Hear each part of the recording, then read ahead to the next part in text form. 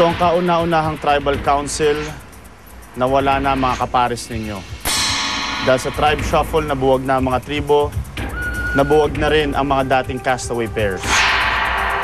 Bago tayo magbotohan ngayong gabi, kamustahan muna tayo. Anong unang reaction ninyo? Anong unang pakiramdam ninyo nung malaman ninyong tribe shuffle na? Parang iba na yung pakiramdam, parang ito na, mag-iba-iba, mahihiwalay ka na sa partner mo. So panibagong pakikipagkapwa-tao, panibagong pakikisama. Medyo uncomfortable ako sa mga bagong members. Pero nung nag-band naman kami nung gabi, ako si May pa rin. Because Chubby is in. okay naman sila kasama. Nag-click agad kami. Maging ready lang kung ano man yung mapagsasamahan namin bago. Pero syempre, nalungkot. Sobrang lungkot. Dahil naiwalay ako sa partner ko, na si Chucky. Sa mga dating tribong bulan naman, anong pakiramdam nyo na ngayon yung mga kapartner nyo o yung mga matagal nyo ng kasama na lipat sa tala? Kami ni Arnold, we're athletes and we're used to competing against each other. Kahit papaano, namimiss din namin sila. Sa bulan, sino sa tingin nyo ang biggest loss nyo sa tribo na nalipat sa kabila? Arnold. Arnold. Maraming reasons why. I mean, he's a hard worker. He's makulit, in a good way. He keeps our morale high. He's a very important part of Team Bulan. It's hard to see him over there. Yung mga dating tala, nakita nyo both camps. Anong mas gusto nyong camp? Yung sa bulan ngayon o yung sa tala? Arthur. mas okay yung sa bulan eh.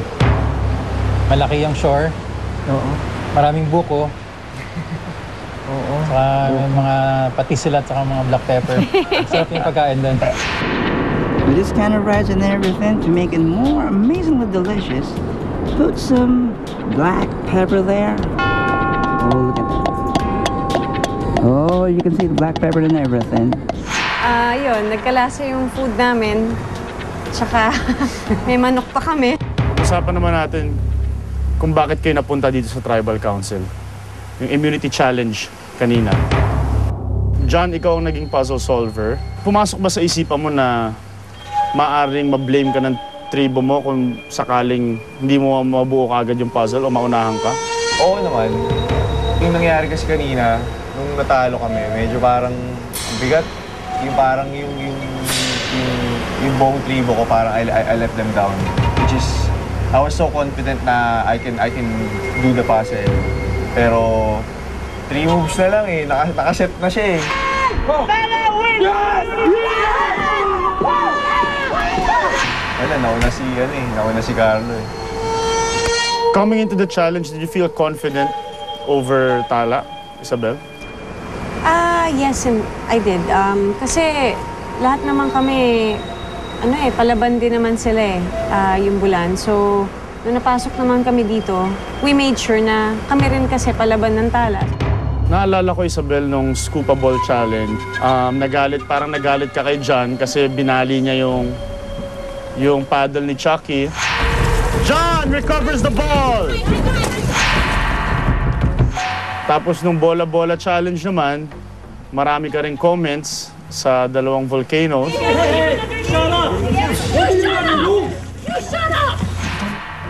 Ngayon, anong pakiramdam mo na you have to trust him and you have to be with him in the challenge and now, natalo pa kayo sa challenge? I don't take it personally. Like, the first time we saw each other again, yun na kagad yung in-open up ko sa group eh. Sabi ko, uy, walang personalan eh. Pero sa totoo lang, kung nasaktan mo si Chucky, lagot ka sa akin. May trust issues ba?